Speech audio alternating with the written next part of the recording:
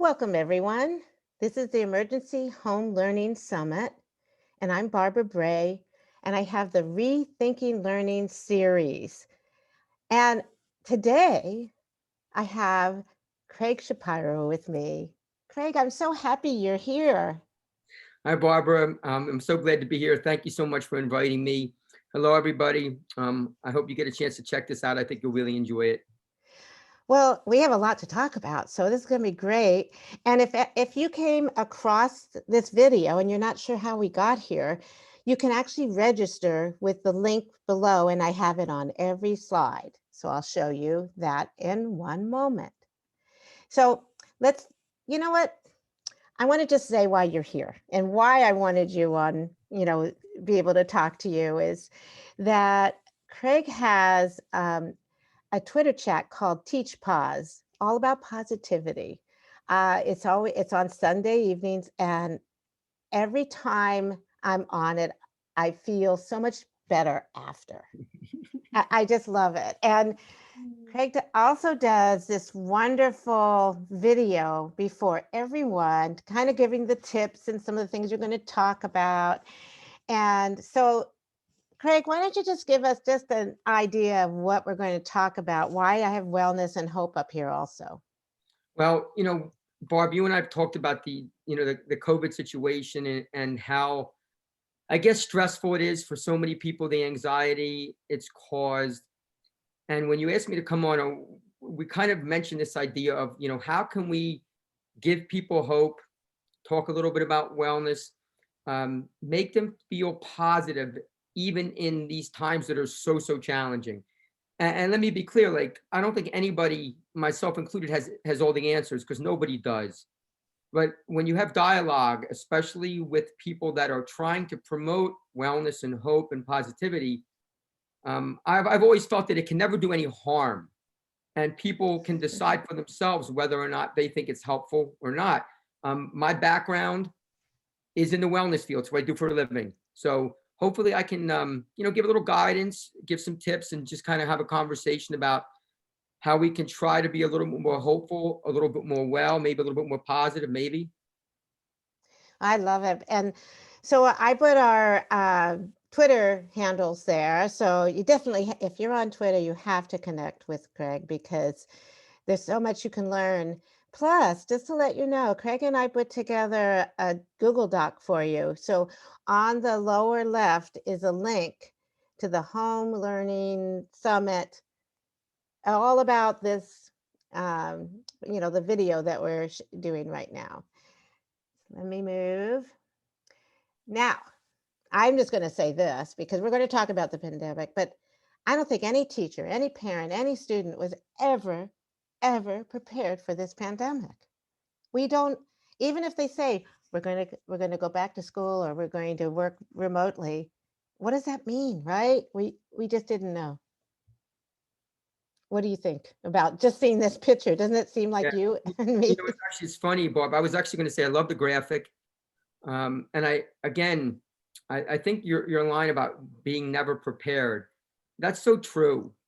I am definitely the kind of person that honestly tries to stay even keel, and I try not to get too high or too low about things. But before when Barbara and I started to do the video, we were just chatting a little bit about things and like how are things, and truth be told, they are stressful. I don't care how positive you are, how upbeat you are. I think it's always important to recognize when things are stressful. And this is one of those times to try to deny that would really just negate it, because we can try to get better, but we have to acknowledge the situation first. And the pandemic is here. There's nothing right now Barb and I can do about that. It's here. What we can try to do is just try to help people. And I think that's what we have to try to do for everybody. And that graphic really kind of sums it up. It's very scary for lots of Yeah. people. It's from Pixar, Inside Yeah, Out or whatever, yeah, I can't remember. But I when I saw it, I went, "Ah, this is exactly how I felt." And then talking to teachers who had to go back, they were told to go back, but they didn't have the proper PPE, you know, all the things that they needed. They didn't have the training, they didn't have all of that. It got scary. So schools are trying to figure this out, but in the meantime, teachers and parents are in a real tough situation. So let's go to start with some of our ideas.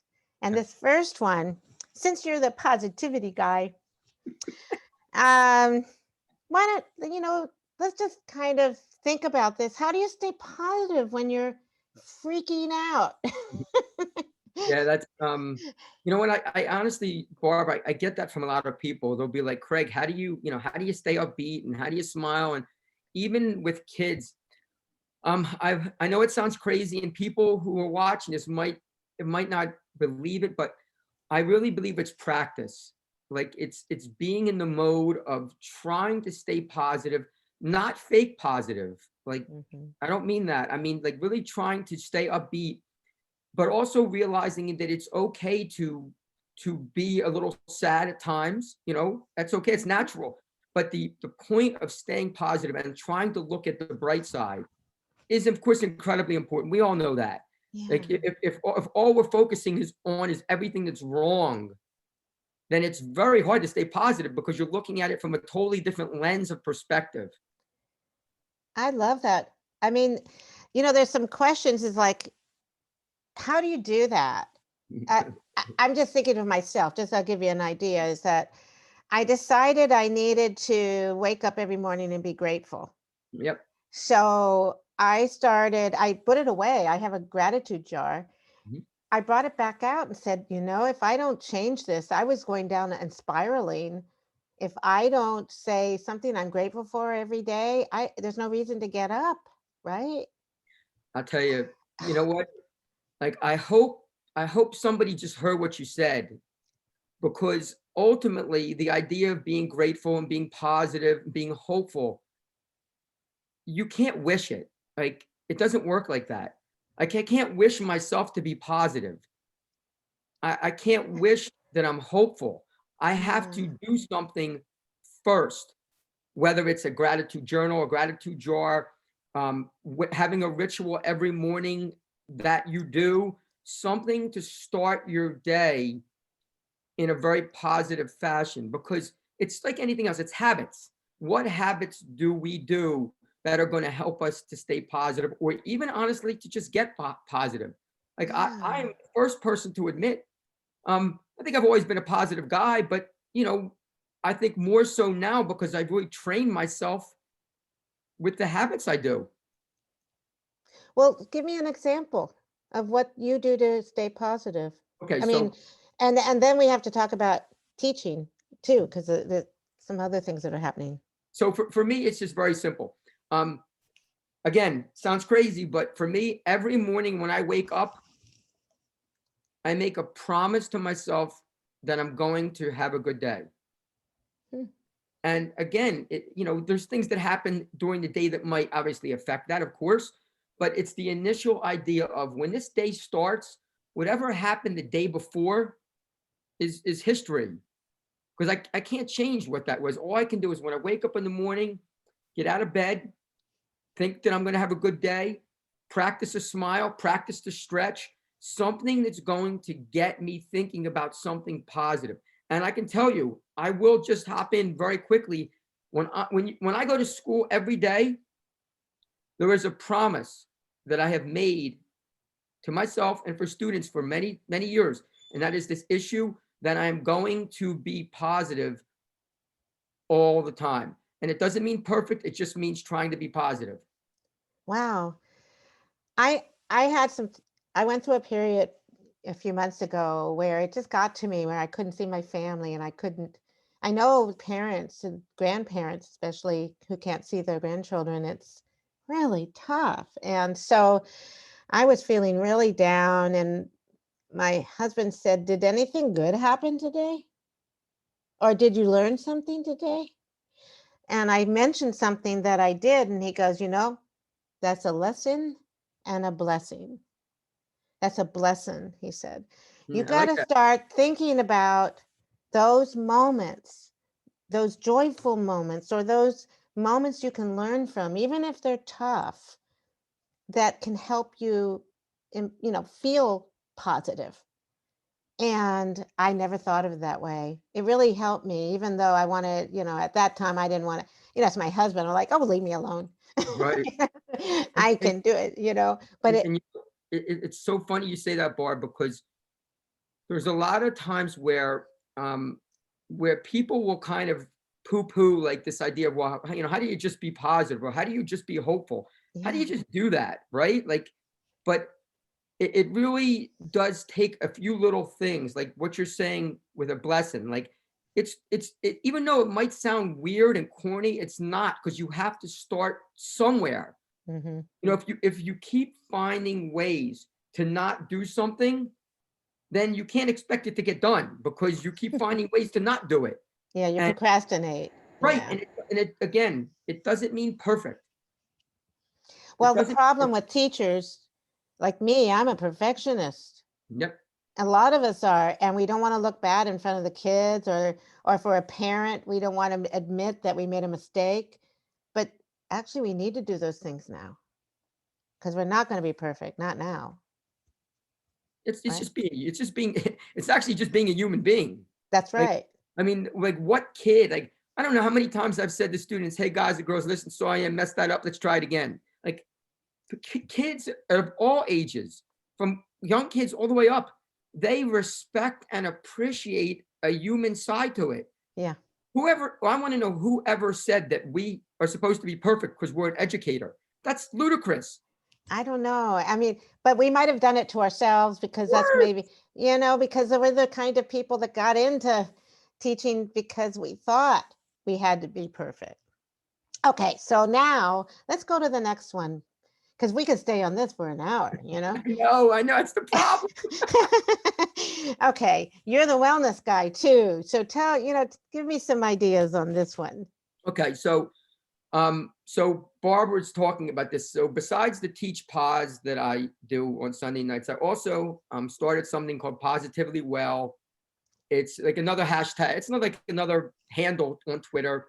And basically, it was a way to kind of promote wellness. So when we talk about wellness for anybody, educators, kids, parents, whatever it is, you have to kind of think about, first of all, you have to reflect on your own wellness. You have to think about, how do you feel? Hmm. How do you feel emotionally? How do you feel physically? What habits are you doing that are going to promote your wellness? And a lot of times when I talk to people, unfortunately, because of the way things are, people think that they have to change everything right away. Mm. And that's a recipe for failure. It's just not going to happen. You got to take baby steps, just the same thing with the positive piece. So I always try to say, like, what is the one thing you can do a little bit better that's going to help your wellness? Maybe it's eating something healthy. Maybe it's getting up and moving. Maybe it's coming to school that day and playing music for your class to kind of brighten the mood. Maybe it's greeting people, obviously in an un-COVID situation, but it's something, a little thing that you can do, and you build upon it. Like, it's like a pyramid. Like, you got to have a base that you're going to build upon. Like, some people think, I have to build the whole pyramid all at once. Mm. Well, of course, we know that won't work. You have to build a base. And if that base is nutrition, great. If it's exercise, great. If it's surrounding yourself with positive people, like the Twitter PLN that we have, there is not a person in that group that is not positive. Well, at And least they're not showing it. well, right. And of course, yeah, right. And you don't know, Yeah. we don't know down deep what somebody is, but Yeah. Or at what least they're going through. right. But at least in those moments, they are promoting a wellness attitude. And again, Hmm. that's what we really have to do. You have to start somewhere with an attitude that's going to help you with your wellness. That's right. Now, I'm just going to tell you, I'm really proud of myself.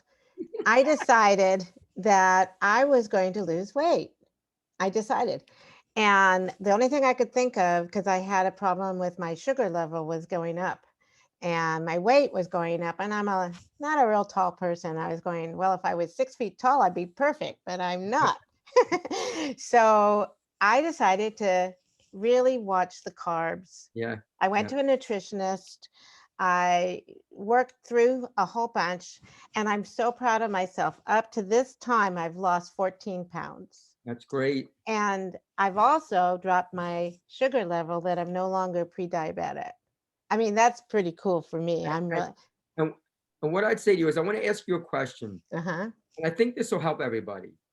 So in many of the videos I do, I talk about, well, like, nutrition and all that stuff. But I want to ask you this, and it's a very simple thing. Do you feel better?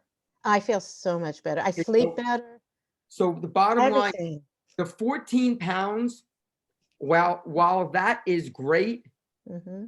what's much better is the fact that you feel so much better, Yeah.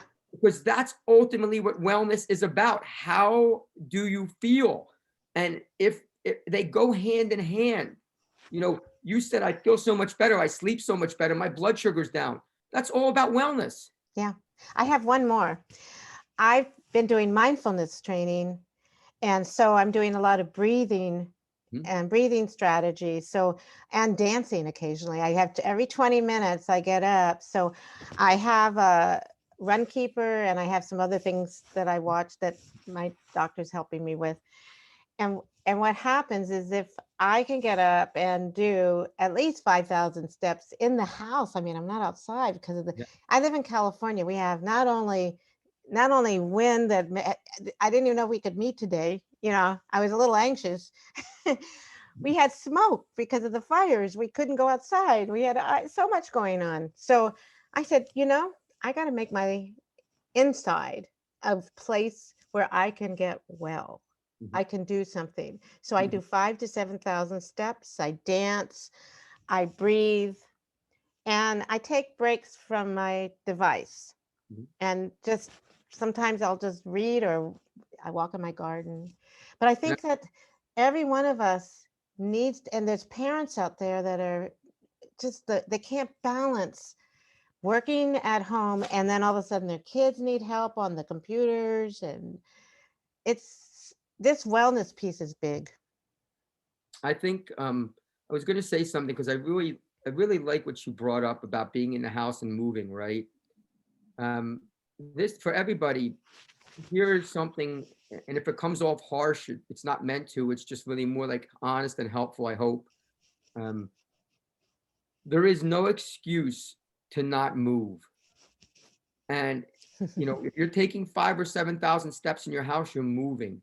If Mhm. you are just sedentary, there are so many negative things that happen from just being sedentary. I could speak for hours about it, but the fact that you're getting up and moving and finding a little bit of time, that is all connected to that overall wellness continuum. That's what I always call it, a wellness continuum. And where is your continuum? Sometimes it's all the way Mhm. down here, and sometimes it's all the way here, but a lot of times it's in the middle. It's going to move. Yeah. And your idea of watching what you're eating and moving, those two things are universal. And it's universal for everybody: parents, kids, teachers, Mhm. leaders, for everybody. That's Mhm. universal wellness. Well, I've watched when you talk about from Positivity Well, I really think that you're helping me by some of the things that you're saying, because I see you out there. I hope some people connect to you and they can listen to some of your videos, because what I found, Craig, is that this is in your heart. You believe this so much, and your kids and your students really, they really learn from you, but they miss you, and they need those videos and being connected. So I'm hoping teachers will do what we're doing, and parents maybe somehow doing some videos and sharing, like walk along and talk about what you're doing and do a selfie at the same time. um, I think That's we could so do it. hard. I'll tell you what. One of the things I truly admire about you is you're willing to be a risk taker. And a lot of people, and I am as well, because I honestly don't really care most of the time. I'm trying to make a difference, and hopefully people like it. Hmm. Um, we have to put ourselves out there in these challenging times, and sometimes I've always said this, and this is what I believe: if one person watches what we're doing and they get something out of it, it's so worth it, Yeah. because everybody needs assistance and help. And when it comes to like the wellness piece, as an educator, I do live it, but I also live it as a person. It's been part of my life since I've been a young kid. And what would be wrong with it? Like, what's wrong with being positive? Nothing. Nothing. What's wrong No. with being hopeful? Nothing. What's Well, wrong? let's get to hope. Let's Okay. talk about that because Sorry about that. no, that's okay. There's not much on the slide, but we're going to add a lot to it because one of the things there's also Roman Novak also has Build Hope Yes. EDUs, which is Great, right after yours. great chat. And I just love Roman and what he Yep. does. But both of you, this idea of having hope, some people, I'll just let you know, I've talked to some people who call me or want to talk, feel like they have no hope. They're not happy with the situation. They can't work with their kids. They want to quit as a teacher. What do we say? God, I'm thinking. Well, the first thing I think we have to do is we have to acknowledge. Okay. A lot of times people will say, oh, it's okay, it's going to be okay. It'll be okay. But the person doesn't want to hear that. They're dealing with stress, anxiety. They don't have hope. When you say, don't worry about it, it'll be okay, you're totally denying how they feel. So the first thing we have to do is we have to acknowledge that people are going through pain or having trouble. And the next step, at least for me, again, no, I'm not an expert to just talk about it, is really trying to give some steps that are going to be helpful for people. And they all tie into the same things. What can you do as a person that's going to give you hope? I mean, Yeah, that is, I don't know. I mean, when you just said that, I was thinking of somebody who contacted me and said that their life is just miserable. And first thing, because I've been in therapy and I know someone who I was concerned they might hurt themselves. I asked this one person, I said, have you made plans? I said, and they go, oh no, no, no, no. And so right there, then I can open the door and make sure that they they're just down right now. They're having some issues. And then you don't, like you said, don't discount these feelings, but let them talk about them. and the hope piece, if I said to you, Barb, is COVID going to be here forever? That would be scary for some people. But do you think it's going to be?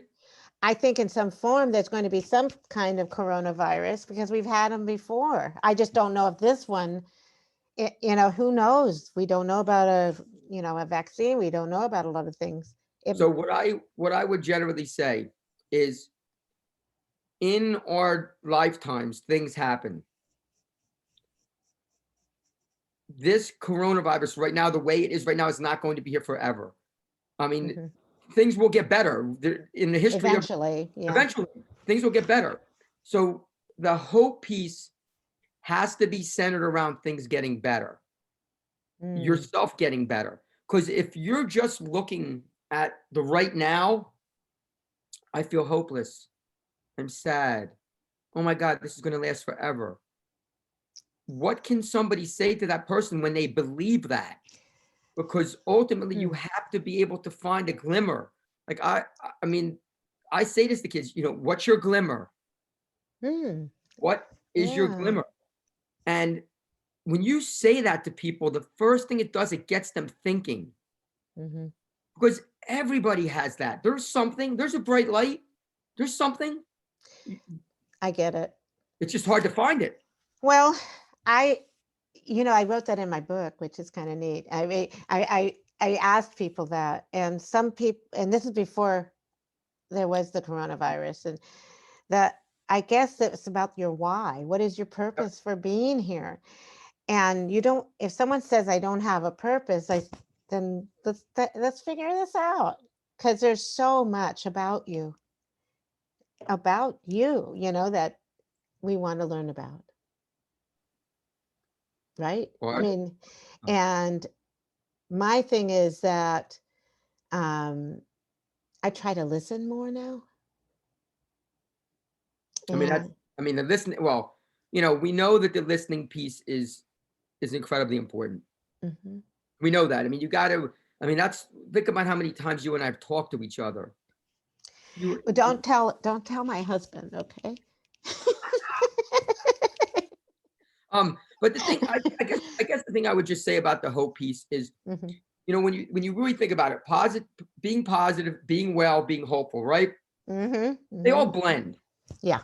There's a blend. You like somebody who's really positive about things generally has something else with it. Somebody who feels really good about themselves, who has a lot of wellness, there's usually Mhm, something with it. mhm, Somebody who's hopeful about the future and now, mhm. they all kind of blend, and they don't have to be. I'll say this Mm. many times. Let's just say that each one, being hopeful, having wellness, and being positive, they're all on a 1 to 10 scale. Okay, nobody has tens all the time in each, Yeah. and we have to acknowledge that. But you might have a 6 in hope, an 8 in wellness, and a 7 in being positive. The problem lies is when all of them are ones. Well, I haven't met anyone who's all ones, but one person scared me a little bit. But the thing is that when you actually can, I'm not a therapist for one thing.